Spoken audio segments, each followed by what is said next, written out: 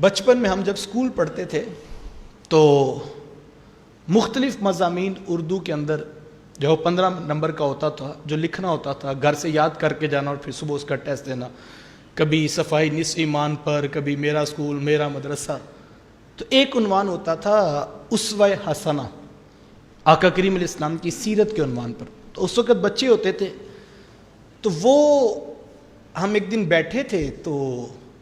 ایک دوست جو ہے وہ ہیڈنگز یاد کر رہا تھا آقا کریم علیہ السلام کی سیرت کی،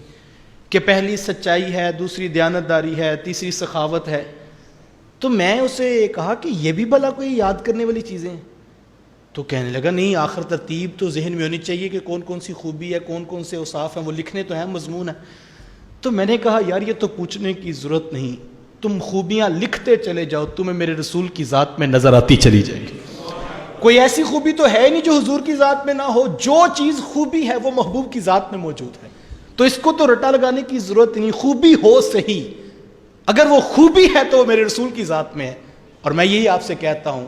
آپ دیکھنا چاہیں کہ یہ خوبی ہے یا خامی ہے، آپ صرف یہ دیکھیں محبوب کی ذات میں موجود ہے تو یہ خوبی ہے، اور اگر محبوب کی ذات میں نہیں موجود تو یہ خامی ہے، اور اس خامی کے خامی ہونے کے لیے یہی کافی ہے کہ محبوب کی ذات میں موجود نہیں ہے۔ تو خوبی اور خامی کیا ہے؟ محبوب کی ذات میں جو موجود ہے، جس کو محبوب پسند کر لیں، اور سادہ کر دوں، جس بات کو محبوب پسند فرما لیں وہ خوبی بن جاتی ہے، اور جس بات کو محبوب ناپسند کر لیں وہ خامی بن جاتی ہے۔ اور خوبی اور خامی کے یہی معیار ہیں جو ہمیں اسلام نے دیے ہیں، اور اسی لیے کہا لَقَدْ كَانَ لَكُمْ فِي رَسُولِ اللَّهِ أُسْوَةٌ حَسَنَةٌ، بے شک پیغمبر خدا کی زندگی تمہارے لیے بہترین نمونہ ہے۔ اور ہم خوش قسمت ہیں کہ اسلام نے ہمیں رول ماڈل پیش کر دیا اور کہا یہ ذات کامل ہے تمہارے سامنے، اور تم ان کی خوبیاں دیکھتے دیکھتے اپنے اندر اپنانا شروع کر دو، تو یہی تمہاری راہ نجات ہے۔ اور اگر